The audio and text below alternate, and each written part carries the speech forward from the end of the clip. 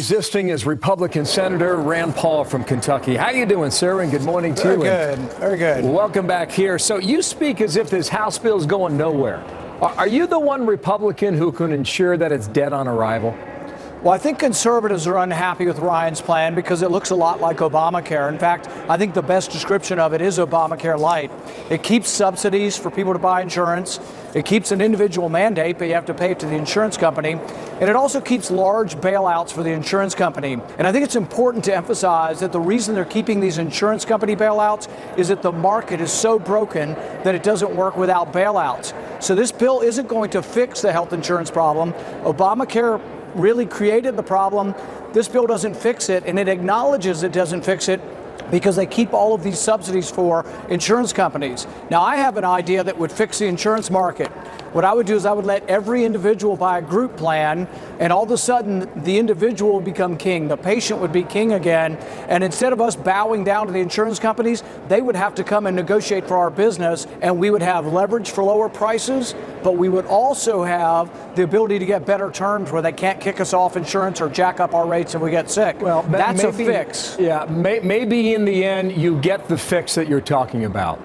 And maybe you don't. But if Obamacare is so broken, are you willing to allow it to collapse under its own weight?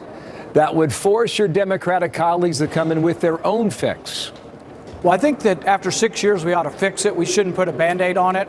I think Ryan's plan is a Band-Aid with a bunch of insurance company bailouts, and it doesn't fix the system. In fact, I predict if Ryan's plan passes as is, insurance rates will still skyrocket, the individual market will still be screwed up, and guess what? The insurance companies will still get rich. So nothing will change. But again, are you willing to allow it to collapse under its own weight and force the other side to come forward with a solution? My preference would be to fix it, and that's why I've spent a lot of time putting forward a replacement bill that I think actually fixes it. And instead of us fighting among Republicans, right now we ought to be promoting a replacement bill that fixes it.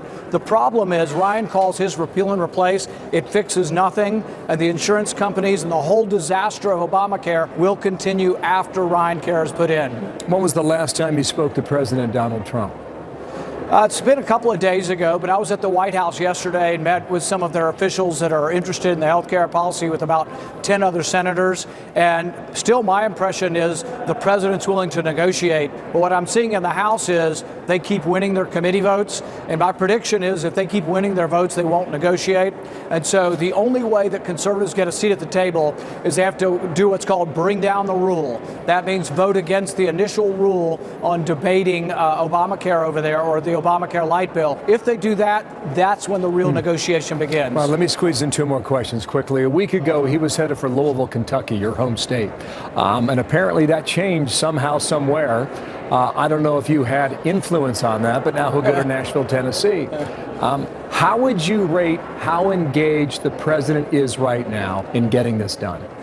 You know, I think very much so, but we all want repeal. So we are unified on repeal. We are just not unified on the replacement part. And I'm with the president. I do want repeal. And I'm with every Republican across the land that says Obamacare is a disaster. Let's repeal it. But the only thing that's ever passed in Congress is what we did a year ago, and that's clean repeal without all these new government programs. I'm not going to vote to bail out the insurance companies. I want to fix the program for the consumer.